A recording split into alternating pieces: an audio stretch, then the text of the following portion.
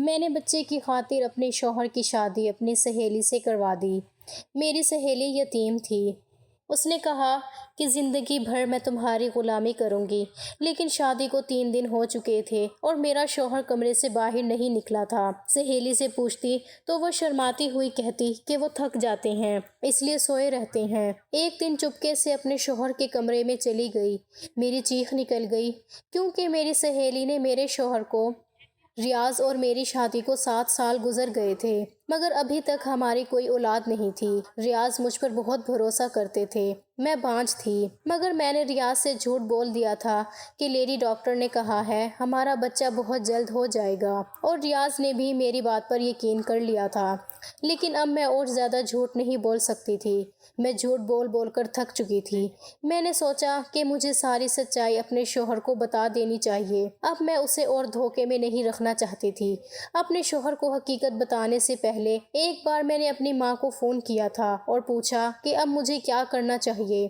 امی کہنے لگیں تم ایسا کرو کہ اپنے شوہر کی دوسری شادی کروا دو، تمہارا شوہر تمہارا احسان مند رہے گا اور تمہیں چھوڑنے کا کبھی سوچے گا بھی نہیں۔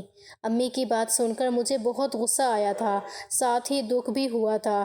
مجھے یہی لگا کہ میری امی مجھ سے دشمنی نکال رہی ہیں کیونکہ میں نے ان کی بہت بدنامی کرائی تھی۔ میں غصے سے بولی امی مجھے آپ سے اس بات کی امید بالکل نہیں تھی۔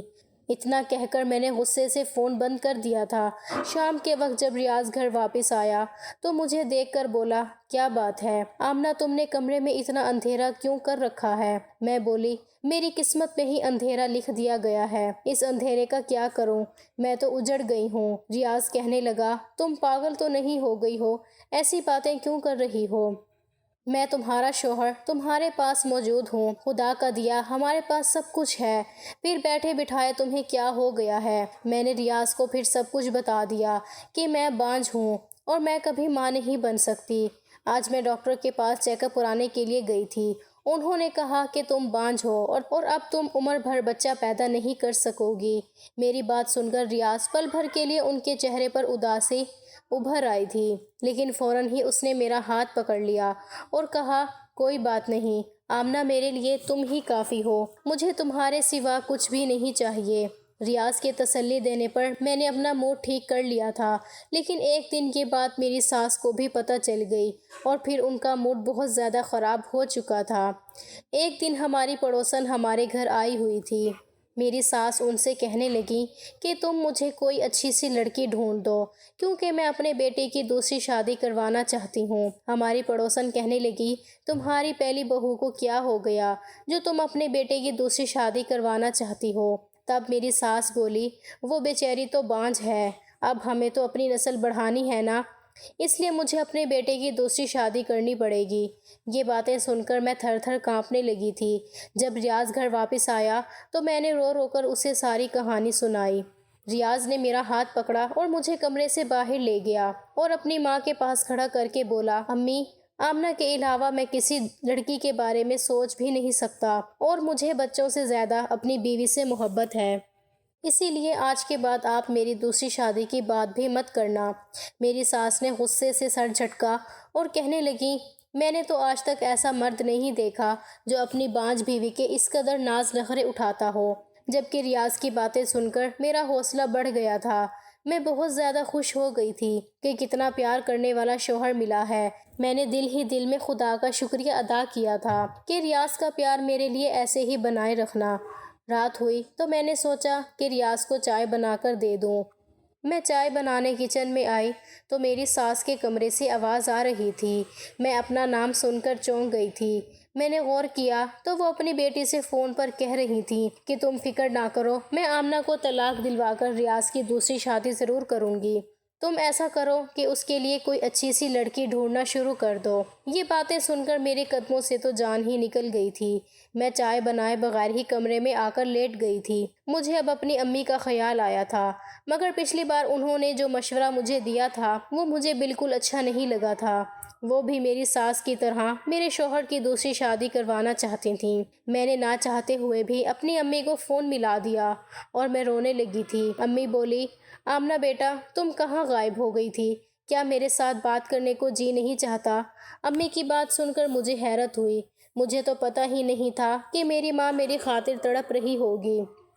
میں کہنے لگی، امی میری زندگی پہلے تو بہت اچھی تھی، مگر جب سے مجھے اس بات کا پتہ چلا ہے کہ میں بانجھ ہوں، تب سے ہر وقت میرے سر پر تلوار لٹکتی رہتی ہے۔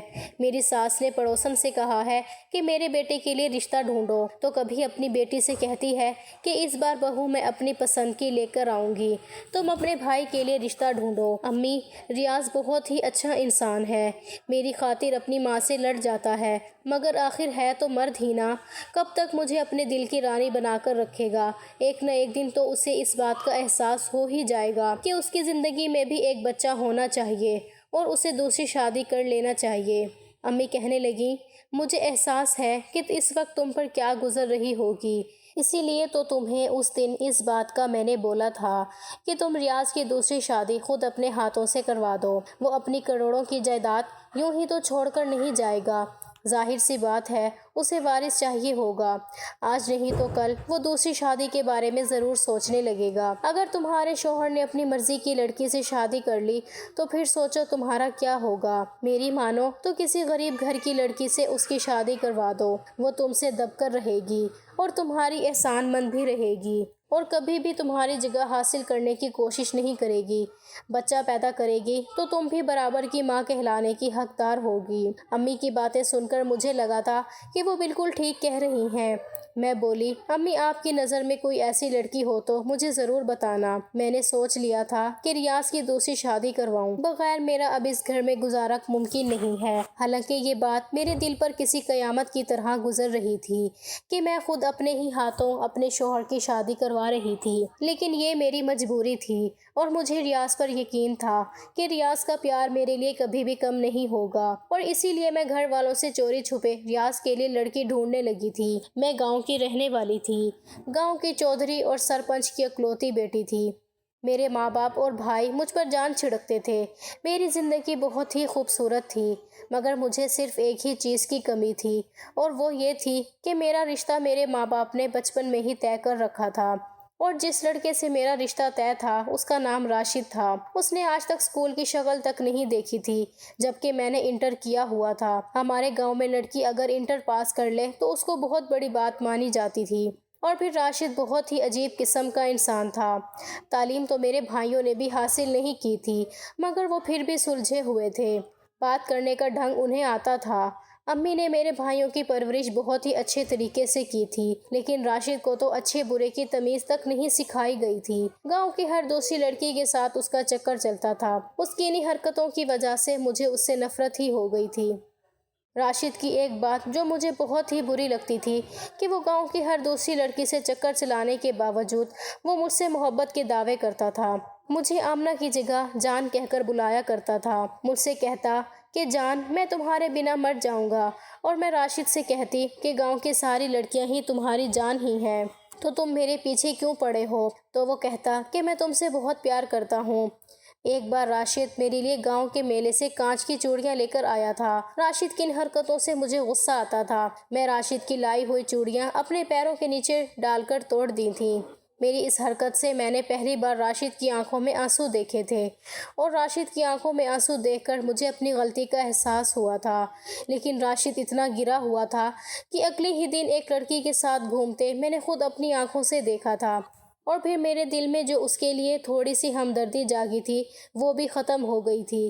امی پاپا سے بات کرتی تو وہ کہتے کہ کوئی بات نہیں، ابھی وہ بچہ ہے، خود ہی سنبھل جائے گا۔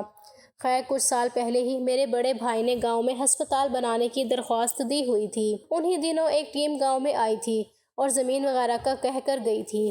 گاؤں میں ایک بہت ہی بڑے ہسپتال کی بنیاد ڈالی گئی تھی۔ وہاں سب لوگ ہی پاپا کے ڈیرے میں ٹھہرے تھے۔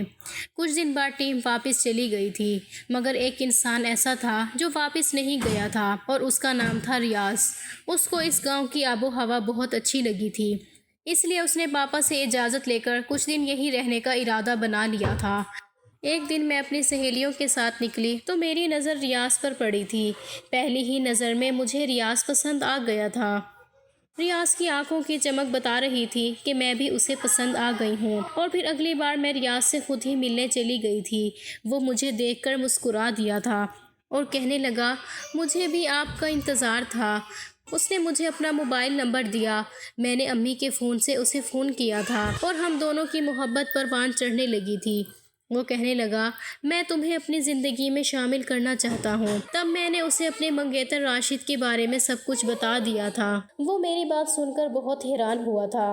کہنے لگا، وہ تو بہت ہی عجیب انسان ہے، میں اس کے ساتھ 2 منٹ کھڑا رہ کر بات بھی نہیں کر سکتا۔ تم اس کے ساتھ پوری زندگی کیسے گزارو گی؟ میں نے ریاض سے کہا کہ تم اپنا رشتہ لے کر میرے گھر آؤ، ہو سکتا ہے میرے ماں باپ کو مجھ پر ترس آ جائے۔ ریاض نے حامی بھری تھی اور واپس شہر چلا گیا تھا، اور پھر پورے 1 ہفتے بعد اپنی بہن اور اپنی ماں کے ساتھ واپس لوٹا تھا۔ اس نے میرا رشتہ مانگا تھا مگر میرے پاپا نے منع کر دیا تھا۔ میں بہت بے چین ہو گئی تھی، میں ہر وقت روتی رہتی تھی۔ میری بھابھی اور میری امی میری دل جوئی کرنے کی کوشش کیا کرتی تھیں۔ ایک دن میں نے اپنے پاپا سے بات کرنے کا فیصلہ کر لیا۔ میں نے ان سے کہہ دیا کہ میں راشد سے شادی نہیں کر سکتی۔ پاپا نے میرے سر پر ہاتھ رکھا اور بولا، بیٹا، میں نے راشد کی ماں کو زبان دے رکھی ہے اور اب وہ اس دنیا میں نہیں ہے۔ میں راشد کی ماں سے کیا ہوا وعدہ اس طرح توڑ نہیں سکتا۔ بابا کی بات سن کر مجھے بہت دکھ ہوا تھا، میری آنکھوں میں آنسو آ گئے تھے۔ پاپا کہنے لگے، کوئی بات نہیں، وہ وقت کے ساتھ ساتھ ٹھیک ہو جائے گا۔ عورت اگر اچھی اور وفادار ہو تو بد سے بدتر لڑکا بھی ٹھیک کر لیتی ہے۔ بابا یہ کہہ کر باہر نکل گئے تھے۔ میں نے اسی وقت ریاض کو فون کیا تھا، میں بری طرح سے رو رہی تھی۔ وہ کہنے لگا، تم فکر مت کرو، میں تمہیں اس طرح سے برباد نہیں ہونے دوں گا، میں تمہیں لینے آ رہا ہوں۔ اور پھر میں بھی ریاض کے ساتھ شہر بھاگ گئی تھی۔ مجھے معلوم تھا کہ میرے پاپا کی بہت بدنامی ہوگی مگر میں مجبور تھی، میں ریاض کو کھونا نہیں چاہتی تھی۔ ریاض نے میرے ساتھ شادی کی اور مجھے اپنے گھر لے گیا تھا، مگر جب ریاض کی ماں کو پتہ چلا کہ ریاض مجھے گھر سے بھگا لایا ہے تو وہ کہنے لگی، بیٹا، تم گاؤں کے چودھری کا مقابلہ نہیں کر سکتے، مجھے ڈر ہے کہ وہ تمہیں کوئی نقصان نہ پہنچا دے۔ ریاض بھی ایک کروڑ پتی باپ کا بیٹا تھا مگر میرے ساتھ ذرا پرانے خیالات کی مالک تھی۔ انہوں نے گھر سے بھاگی ہوئی لڑکی کو بہو کے روپ میں قبول نہیں کیا تھا۔ انہوں نے میرے اور ریاض کے بیچ اختلافات ڈلوانے کی ہر ممکن کوشش کی تھی، لیکن ریاض ایک اچھا شوہر ثابت ہوا تھا۔ زندگی کے ہر موڑ پر اس نے مجھے عزت دی تھی۔ یہ بھی خدا کا شکر تھا کہ میرے پاپا اور بھائیوں نے میرا پیچھا نہیں کیا تھا، نہیں تو میری زندگی جہنم بن جاتی۔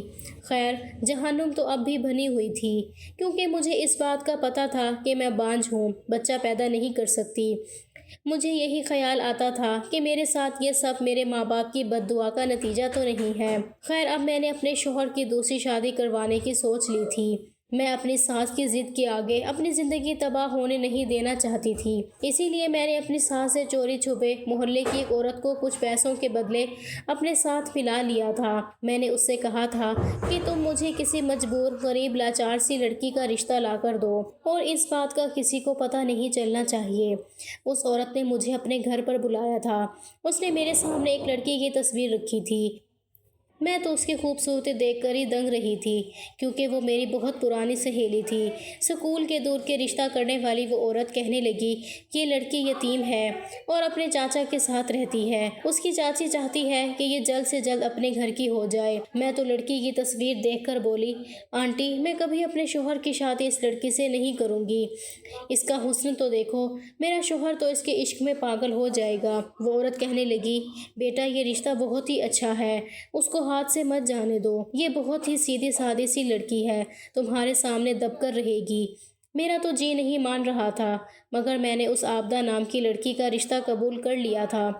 میں تصویر لے کر گھر پہنچی تو بڑا عجیب سا منظر دیکھنے کو ملا تھا۔ میرا شوہر صوفے پر بیٹھا ہوا تھا، جبکہ میری ساس اور نند اس کے سامنے بیٹھی ہوئی تھیں۔ میری نند بولی تھی، آپ ایک بانجھ لڑکی کے ساتھ زندگی کیوں گزارنا چاہتے ہیں؟ میں نے اور امی نے تمہارے لیے ایک بہت ہی اچھی لڑکی دیکھی ہے، تم اس سے شادی کر لو۔ جس پر ریاض بولا، آپ دونوں اب بس بھی کرو، میں نے پسند کی شادی کر کے کوئی اتنا بڑا جرم نہیں کر لیا کہ آپ مجھے ہر وقت طعنے دیتے رہتے ہیں۔ میں نے آپ سے کہہ دیا ہے کہ آمنہ کے علاوہ میں کسی کو قبول نہیں کروں گا، وہ میری بیوی ہے اور مرتے دم تک وہی میری بیوی رہے گی۔ جہاں ساس اور نند کی باتوں نے میرا دل چھلنی کر دیا تھا، وہیں ریاض کی باتیں سن کر مجھے بہت ہی ہمت ملی تھی۔ میں ان سے کچھ بولے بنا ہی کمرے میں چلی گئی تھی۔ تھوڑی دیر بعد ریاض بھی میرے پیچھے ہی آ گیا تھا۔ وہ کہنے لگا، تم امی کی باتوں کو دل پر مت لینا، میں بولی آپ دوسری شادی کر لیں ریاض۔ ریاض میری بات پر حیران ہو گیا تھا۔ وہ کہنے لگا میں ایسا ہرگز نہیں کر سکتا۔ میں نے کہا آپ کو دوسری شادی کی اجازت دے رہی ہوں مگر آپ میری پسند کی لڑکی سے ہی شادی کریں گے، اپنی ماں کی پسند کی لڑکی سے نہیں۔ ریاض کہنے لگا تمہارے علاوہ میں کسی کو قبول نہیں کر سکتا، پھر چاہے وہ تمہاری پسند کی ہو یا پھر امی کی پسند کی، اس سے کوئی فرق نہیں پڑتا۔ میں بولی مجھے بچے کی خواہش ہے، آپ کی شادی ہو جائے گی تو ہمارے گھر بھی بچے ہوں گے، میری ترسی ہوئی ممتا کو سکون مل جائے گا۔ ریاض نے انکار کر دیا اور کمرے سے باہر چلا گیا، جبکہ میں وہیں بیٹھی روتی رہی۔ سچ تو یہ ہے کہ مجھے بچوں کی کوئی خواہش نہیں تھی، میں تو یہ سب بس ریاض کو کھونے کی ڈر کی وجہ سے کر رہی تھی۔ خیر کچھ دن بعد میرے اور ریاض کے بیچ ناراضگی رہی تھی، مگر میں نے اسے رو رو کر دوسری شادی کے لیے تیار کر ہی لیا تھا، مگر میں خوش نہیں تھی۔ آبدہ میری سہیلی تھی اور جس دن وہ میری سوتن بن کر میرے گھر آئی تھی، میری ساس نے خوب ہنگامہ مچایا تھا۔ انہوں نے ریاض کے ساتھ بھی بہت لڑائی کی تھی کہ کم سے کم دوسری شادی تو میری مرضی سے کر لیتے۔ ساس کو یوں جلتا ہوا دیکھ کر ویسے تو مجھے سکون مل جانا چاہیے تھا، مگر میں نے وہ پوری رات انگاروں پر گزاری تھی۔ میں پوری رات روتی رہی تھی۔ یہ خیال میری روح کو چھلنی کرنے کے لیے کافی تھا کہ جس انسان کی آنکھوں میں صرف میرے لیے محبت ہوا کرتی تھی، آج وہ کسی اور کو دیکھ کر مسکرا رہا ہوگا۔ جس انسان کی باہوں میں اب تک میں سوتی آ رہی تھی، آج اس کی باہوں میں کوئی اور سو رہی ہوگی۔ مجھے کسی پل سکون نہیں مل رہا تھا، پوری رات کروٹیں لیتے لیتے گزاری تھی۔ صبح ہوئی تو میں جلدی سے اپنے کمرے سے نکل آئی تھی کیونکہ میں ریاض سے ملاقات کرنا چاہتی تھی، مگر وہ تو دن کے 12 بج جانے پر بھی کمرے سے باہر نہیں نکلا تھا۔ میں نے اپنی سوتن سے پوچھا تو وہ کہنے لگی ریاض تو سو رہے ہیں۔ میں نے اس کی طرف گھور کر دیکھا اور بولی تم نے اسے جگایا نہیں؟ تب وہ رونے لگی تھی اور بولی ریاض نے مجھ سے کہا ہے کہ انہوں نے یہ شادی صرف آپ کی ضد کی وجہ سے کی ہے اور اب میں کسی بھی طرح ان پر اپنا حق نہ جتاؤں، نہیں تو وہ مجھے طلاق دے کر گھر سے نکال دیں گے۔ میں آپ سے معافی مانگتی ہوں، میں انہیں جگانے کی ہمت نہیں کر سکتی۔ اگر انہوں نے مجھے اپنے گھر سے نکال دیا تو میں کہاں جاؤں گی؟ میں پھر سے اپنی چاچی کے گھر جانے کا سوچ بھی نہیں سکتی۔ میری چاچی مجھ پر بہت ظلم کرتی ہیں۔ رشتے کرانے والی آنٹی نے سچ میں بہت ہی مجبور سی لڑکی مجھے ڈھونڈ کر دی تھی۔ میں نے سوچا کہ ریاض مجھ سے ناراض ہوں گے، خود ہی جب موڈ ٹھیک ہو جائے گا تو کمرے سے باہر نکل آئیں گے، مگر میری یہ غلط فہمی تھی۔ ریاض کی شادی کو آج تیسرا دن تھا، مگر وہ ابھی تک کمرے سے باہر نہیں نکلا تھا۔ مجھے اب عجیب سے خیال ستانے لگے تھے، اس لیے جب ایک دن آبدہ کچن میں بیزی تھی تو میں اس کے کمرے میں چلی گئی تھی۔ ریاض اپنے موبائل پر بیزی تھا۔ قدموں کی آواز سن کر بولا آ گئی میری پیاری آبدہ۔ یہ لفظ ہتھوڑے کی طرح میرے سر پر آ کر لگے تھے۔ میں واپس انہی قدموں سے لوٹ آئی تھی۔ کیا صرف 3 ہی دنوں میں آبدہ نے ریاض کو اپنا بنا لیا تھا؟ میری آنکھوں سے آنسو بہنے لگے تھے، میرا دل بہت ہی تڑپ رہا تھا۔ میں اپنی ساس کے کمرے کی طرف بڑھی تھی، تب پتہ چلا کہ میری تو نند بھی آئی ہوئی تھی۔ میری ساس اپنی بیٹی سے کہہ رہی تھی دیکھا تمہاری ماں کتنی سیانی ہے۔ میں نے ایک ہی چال چلی کہ سانپ بھی مر گیا اور لاٹھی بھی نہیں ٹوٹی۔ آمنہ بیچاری کو تو یہ بھی نہیں معلوم کہ اس نے اپنے شوہر کی شادی جس لڑکی سے کروائی ہے وہ میری پسند کی لڑکی تھی، اور پھر ریاض بھی آبدہ پر پہلے ہی نظر میں فدا ہو گیا تھا۔ یہ سب تو اس لالچی عورت کی وجہ سے ہوا ہے جس نے آمنہ کو بے وقوف بنایا تھا۔ یہ سب سن کر میرا دل پھٹنے لگا تھا۔ میری ساس آگے بولی میں نے آمنہ کو کھانے میں بچے نہ ہونے والی اتنی گولیاں کھلائی ہیں کہ اب وہ سچ میں بانجھ بن چکی ہے۔ یہ لفظ پتھر بن کر میرے جسم پر برس رہے تھے۔ میں جلدی سے اپنے شوہر کے کمرے کی طرف گئی تاکہ اس کو بتا سکوں کہ آپ کی ماں اور بہن کی باتیں سنیں، انہوں نے مجھ پر کتنا ظلم کیا ہے۔ جب میں ریاض کے کمرے کی طرف گئی تو وہ آبدہ سے کہہ رہا تھا میں نے جذبات میں آ کر بہت ہی غلط فیصلہ کر لیا تھا۔ جب میں آمنہ کو بھگا کر لایا تھا تو شادی کے کچھ ہی وقت بعد مجھے اپنی غلطی کا احساس ہونے لگا تھا، مگر تب تک بہت دیر ہو چکی تھی۔ آمنہ کے بھائیوں کو پتہ چل چکا تھا کہ وہ میرے ساتھ آئی ہے، اسی لیے وہ مجھے فون کر کے دھمکاتے رہتے تھے۔ ہماری بہن گھر سے بھاگی ضرور ہے مگر اب بھی وہ اکیلی نہیں ہے۔ اگر تم نے ہماری بہن کا خیال نہیں رکھا تو تمہارا انجام برا ہوگا۔ میں وہاں رہ کر آیا تھا، مجھے پتہ ہے کہ وہاں لوگ کتنے خطرناک ہیں، اس لیے میں اس کو چھوڑنے کا سوچ بھی نہیں سکتا تھا۔ اب امی نے محلے کی ایک عورت کے ساتھ مل کر میری بیوی کو پاگل بنایا اور اسی کے ہاتھوں میری شادی تمہارے ساتھ کروا دی ہے، اور میری جان تم بھی مجھے پہلی نظر میں بھا گئی ہو۔ زندگی بھر اب تم میرے ساتھ رہو گی۔ ہائے، میں یہ کیا سن رہی تھی؟ یہ وہی ریاض تھا جس کی وجہ سے میں نے خود کی زندگی داؤ پر لگا دی۔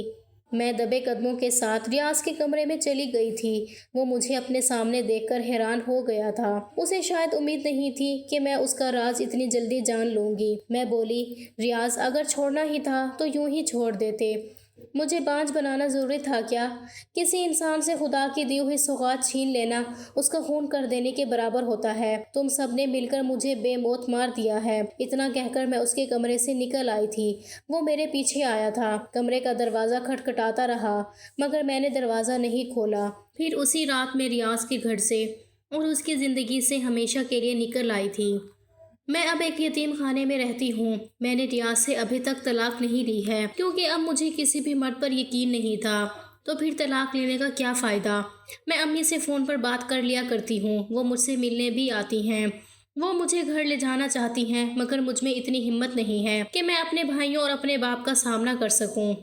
ایک دن اپنی قسمت پر بیٹھی آنسو بہا رہی تھی، تبھی باہر بیٹھا گارڈ میرے پاس آیا تھا۔ اس کے ہاتھ میں ایک لفافہ تھا۔ مجھے دیتے ہوئے کہنے لگا، میڈم جی، یہ لفافہ ایک آدمی آپ کے لیے دے کر گیا ہے۔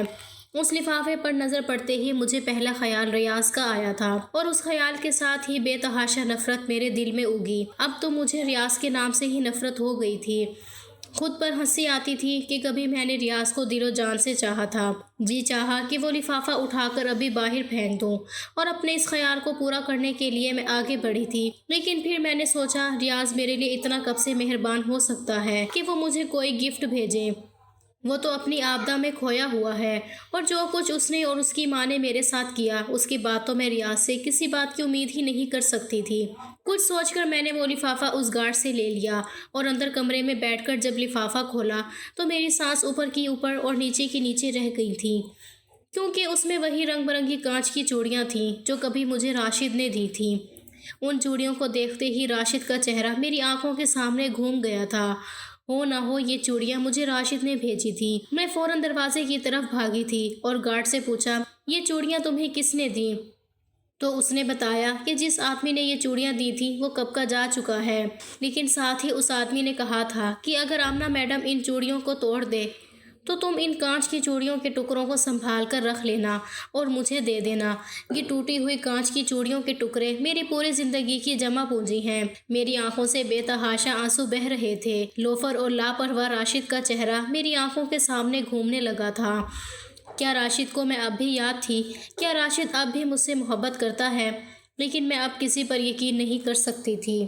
میں کانچ کی چوڑیوں کو ہاتھ میں تھامے واپس کمرے میں آ گئی تھی، اور اگلے دن جب میری ماں مجھ سے ملنے آئی تو میں نے راشد کے بارے میں پوچھا تھا، اور راشد کے بارے میں جو کہانی مجھے میری ماں نے سنائی اسے سن کر میرا دل تڑپ اٹھا تھا۔ ماں نے بتایا کہ جس دن تم ریاض کے ساتھ گھر سے بھاگ گئی تھی اس دن راشد بہت رویا تھا۔ اس کی چیخوں سے پورا گاؤں اپنا دل تھام کے رہ گیا تھا۔ وہ چیخ چیخ کر بس آمنہ آمنہ پکار رہا تھا۔ مجھے یاد آیا کہ ماں نے بتایا کہ تمہارے جانے کے بعد وہ ایک دم بدل گیا تھا۔ اس نے اپنے باپ کی ساری زمینوں کو بیچ کر گاؤں میں ایک اسکول کھلوایا تھا۔ اسے لگتا تھا کہ تم اسے ان پڑھ ہونے کی وجہ سے چھوڑ گئی ہو۔ اسکول میں ٹیچر رکھ کر اس نے گاؤں کے بچوں کو فری میں پڑھانا شروع کیا تھا۔ ساتھ ساتھ شہر میں اپنا ایک بزنس بھی کھڑا کیا تھا جو دھیرے دھیرے ترقی کرتا گیا۔ اب اس کے پاس پیسے کی کوئی کمی نہیں ہے، لیکن جتنا ہی اس کے پاس پیسہ ہے اتنا ہی وہ غریبوں کو دیتا ہے۔ وہ کہتا ہے، میں اتنے سارے پیسوں کو اپنے پاس رکھ کر کیا کروں گا جب میری آمنہ ہی میرے پاس نہیں ہے؟ نہ ہنستا ہے نہ بولتا ہے، بس چپ چاپ اپنے آپ میں کھویا رہتا ہے۔ جب تمہارے پاپا اور میں اسے دیکھتے ہیں تو ہمیں احساس ہوتا ہے کہ اس کی حالات کی ذمہ دار ہماری اپنی بیٹی ہے۔ راشد کے بارے میں یہ سب سن کر میری آنکھوں سے آنسو بہہ رہے تھے۔ میں جلد سے جلد راشد سے ملنا چاہتی تھی۔ پتہ نہیں کیوں میرا دل راشد سے ملنے کے لیے مچل اٹھا تھا۔ میں نے امی سے کہا، امی میں راشد سے ایک بار ملنا چاہتی ہوں۔ میری بات سن کر میری ماں کی آنکھوں میں چمک آ گئی تھی۔ کہنے لگی، اگر تم چاہو تو راشد کے ساتھ اپنی نئی زندگی کی شروعات کر سکتی ہو، وہ اب بھی تمہارے انتظار میں ہے۔ لیکن میں اب کہاں راشد کے قابل تھی؟ میں تو ایک بانجھ عورت تھی اور ایک شادی شدہ عورت تھی، لیکن میں ایک بار راشد سے مل کر اس سے معافی مانگنا چاہتی تھی جو میں اس کی محبت کو پہچان نہیں پائی اور ریاض کو ہیرا سمجھ کر پتھر سے سر پھوڑ بیٹھی تھی۔ میں راشد کے گھر پہنچ گئی تھی۔ اس وقت راشد اپنے گھر پر نہیں تھا۔ نوکر نے مجھے باہر ہال میں ہی بٹھا دیا تھا۔ ممی اور مجھے بیٹھے کافی دیر ہو گئی لیکن راشد ابھی تک نہیں آیا تھا۔ تب میں نوکر سے پوچھ کر راشد کے کمرے میں چلی گئی تھی۔ صاف ستھرا کمرہ، ایسا لگ رہا تھا کہ یہ بہت ہی پڑھے لکھے انسان کا کمرہ ہے۔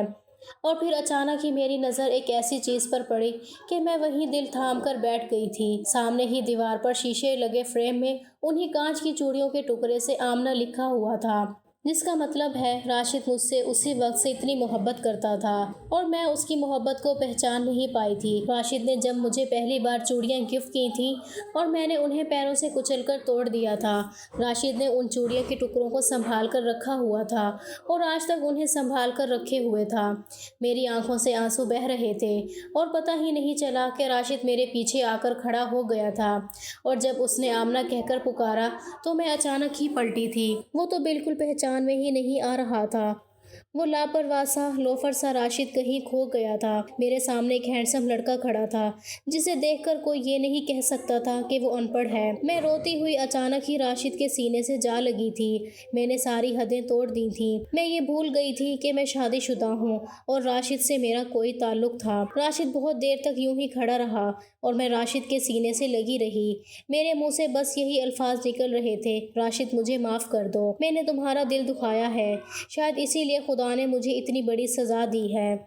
بہت دیر بعد راشد نے میرے سر پر ہاتھ رکھا تھا۔ اس نے کہا، میں نے تمہیں کبھی قصوروار ٹھہرایا ہی نہیں تھا، غلطی تو میری ہی تھی جو میں تمہاری امیدوں پر پورا نہیں اترا۔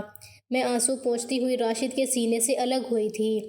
تھوڑی دیر بعد راشد بولا کہ میرے دل کے دروازے ابھی بھی تمہارے لیے کھلے ہوئے ہیں، میرے دل میں تمہارے سوا کوئی اور لڑکی نہیں ہے، چاہے تو جھانک کر دیکھ سکتی ہو۔ ایک پل کے لیے راشد کے چہرے پر وہی شرارت ابھر آئی تھی جو اب سے 7 سال پہلے والا لاپرواہ سے راشد کے چہرے پر ہوا کرتی تھی۔ میں نے روتے ہوئے کہا، راشد اب میں تمہاری محبت کے قابل نہیں ہوں، میں ریاض کی بیوی اور ایک بانجھ عورت ہوں۔ اس نے کہا تھا کہ آمنہ تم میرے لیے اب بھی وہی 7 سال پہلے والی آمنہ ہو جس سے میں بے تحاشا محبت کرتا تھا اور آج بھی اتنی ہی محبت کرتا ہوں۔ مجھے کوئی فرق نہیں پڑتا کہ تم شادی شدہ اور بانجھ ہو، لیکن میں اتنی خود غرض نہیں ہو سکتی تھی کہ راشد کی زندگی میں روشنی بھرنے کے بجائے اس کی زندگی میں اندھیرا بھر دیتی۔ میں اسے بچوں کی خوشی نہیں دے سکتی تھی اور ریاض نے مجھے جو زخم دیا تھا وہ ابھی تازہ تھا۔ پتہ نہیں کیوں میرا دل اب کسی مرد پر یقین نہیں کر رہا تھا۔ مرد مرد ہی ہوتا ہے، کہیں ایسا نہ ہو راشد کو بھی کل بچوں کی چاہت ہونے لگے اور وہ مجھ سے نظریں چرا لے۔ میں روتی ہوئی باہر بھاگ گئی تھی اور اپنی ممی کا ہاتھ پکڑ کر اپنے گھر واپس آ گئی تھی۔ میرے پاپا اور میرے بھائیوں نے بھی میری حالت کو دیکھتے ہوئے مجھے معاف کر دیا تھا۔ اگلے دن پھر راشد میرے پاس آیا تھا۔ اس نے اداسی بھرے لفظوں میں کہا تھا کہ مجھے نہیں پتا تھا کہ میری محبت اتنی کھوکھلی ہے کہ خدا نے مجھے دوسری بار موقع دیا اور تب بھی تم نے میری محبت کو ٹھکرا دیا۔ اگر آج تم نے میری محبت کو نہیں اپنایا تو میں ہمیشہ ہمیشہ کے لیے تمہاری زندگی سے چلا جاؤں گا، کبھی لوٹ کر تمہارے پاس نہیں آؤں گا۔ میں یہ کانچ کی چوڑیاں تمہارے لیے لے کر آیا ہوں، اگر تمہیں میری محبت قبول ہے تو تم انہیں پہن کر باہر آ جانا، نہیں تو انہیں توڑ کر ان کے ٹکڑے میرے پاس لے آنا۔ یہ کہہ کر راشد وہ کانچ کی چوڑیاں میرے بیڈ پر رکھ کر چلا گیا تھا۔ میں بہت دیر تک ان کانچ کی چوڑیوں کو دیکھتی رہی تھی۔ خدا نے مجھے دوسرا موقع دیا تھا، ایک سچے پیار کو پانے کا موقع دیا تھا اور اب میں اس موقع کو چھوڑنا نہیں چاہتی تھی۔ میں نے وہ کانچ کی چوڑیاں اٹھائیں اور اپنے ہاتھوں میں پہن لی تھیں۔ جب میں باہر نکل کر آئی تو راشد ممی کے ساتھ باتوں میں بیزی تھا۔ میں نے اپنے ہاتھ پیچھے کر رکھے تھے۔ مجھے باہر آتا دیکھ کر راشد کے چہرے کا رنگ بدل گیا تھا۔ وہ یہی سوچ رہا تھا کہ میں چوڑیوں کے ٹکڑے لے کر آئی ہوں، اور جب میں اس کے سامنے آ کر اپنے ہاتھ سامنے کیے تھے تو وہ خوشی سے اچھل پڑا تھا۔ اس نے ممی کا لحاظ کیے بنا میرے ہاتھوں کو چوم لیا تھا۔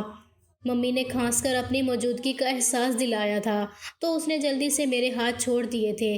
میں ہنستی ہوئی اپنے کمرے میں بھاگ گئی تھی۔ میری طرف سے ہاں ہوتے ہی شادی کی تیاریاں شروع ہو گئی تھیں۔ ادھر میرے بھائی اور باپ نے ریاض سے طلاق لینے کے لیے کورٹ میں عرضی دے رکھی تھی۔ ایک ہفتے میں ہی میرا اور ریاض کا طلاق ہو گیا تھا اور میری شادی میری عدت پوری ہونے کے بعد راشد سے ہو گئی۔ میرے ماں باپ نے میری شادی بہت ہی دھوم دھام سے کی تھی۔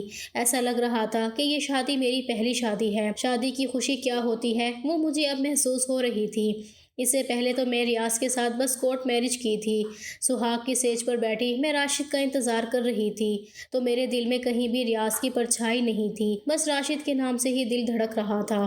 اور جب راشد کمرے میں آیا تھا تو میں اور بھی سمٹ کر بیٹھ گئی تھی، اور جب راشد نے مجھے باہوں میں بھرتے ہوئے میرے کان کے پاس اپنا منہ لے جا کر مدہوش لہجے میں کہا، تم صرف میری ہو، میں نے شرما کر اپنا سر راشد کے سینے میں چھپا لیا تھا۔ راشد نے بھی کس کر مجھے اپنی باہوں میں بھر لیا تھا۔ راشد کے ساتھ زندگی اتنی حسین ہو جائے گی کبھی سوچا نہیں تھا۔ راشد کی محبت کے سائے میں 1 سال گزر چکا تھا۔ میں نے راشد کو اپنی اور ریاض کی ساری کہانی سنا دی تھی۔ راشد نے میرا علاج کروانا شروع کر دیا تھا اور ڈاکٹر نے مجھے امید دلائی تھی علاج کے بعد میں ماں بن سکتی تھی۔ اور ایک دن مارکیٹ میں شاپنگ کرتے ہوئے میری ملاقات ریاض سے ہوئی تھی، لیکن ریاض کے چہرے پر ذرا بھی رونق نہیں تھی۔ مجھے دیکھتے ہی وہ میرے پاس آیا تھا، مجھ سے ہاتھ جوڑ کر معافی مانگی تھی۔ کہنے لگا، آمنہ، میں نے اور میری ماں نے تمہارے ساتھ جو کیا اس کی سزا خدا نے مجھے دے دی ہے۔ میری ماں پیرالائز ہو گئی ہے اور وہ بستر پر پڑی رہتی ہے۔ میری ماں کو پوتا کھلانے کی بہت جلدی تھی، اور جب شادی کے 1 سال بعد بھی عابدہ حاملہ نہیں ہوئی تو میں نے اور عابدہ نے اپنے ٹیسٹ کروائے، جس میں عابدہ کی رپورٹ نارمل تھی، لیکن میری رپورٹ میں آیا کہ میں کبھی باپ نہیں بن سکتا۔ اب عابدہ دن رات مجھے بانجھ ہونے کے طعنے دیتی ہے۔ آمنہ، مجھے تمہاری محبت بہت یاد آتی ہے، لیکن اب میں کچھ نہیں کر سکتا۔ تم میری زندگی سے جا چکی ہو، لیکن بس ایک کام کر سکتا ہوں کہ تم سے ہاتھ جوڑ کر معافی مانگ سکتا ہوں۔ اگر تم معاف کر سکتی ہو تو پلیز ضرور کر دینا۔ ہو سکتا ہے تمہارے معاف کرنے سے میری زندگی میں آئے ہوئے دکھ تھوڑے سے کم ہو جائیں۔ میں نے کس کر راشد کا ہاتھ پکڑا اور راشد کی طرف دیکھتے ہوئے ریاض سے کہا تھا کہ ریاض، میں نے تمہیں معاف کر دیا۔ جب خدا نے تمہیں تمہارے کیے کی سزا دے دی تو پھر بھلا میں کون ہوتی ہوں تمہیں سزا دینے والی؟ اور اتنا کہہ کر میں آگے بڑھ گئی تھی۔ ریاض ہارے ہوئے جواری کی طرح مجھے دیکھتا رہا تھا اور میں راشد کا ہاتھ تھامے آگے بڑھتی جا رہی تھی، جہاں آگے زندگی میں میرے لیے خوشیاں ہی خوشیاں تھیں۔ دوستوں، ویڈیو کیسی لگی کمنٹ کر کے ضرور بتانا۔ ویڈیو کو لائک اور چینل کو سبسکرائب کر دینا۔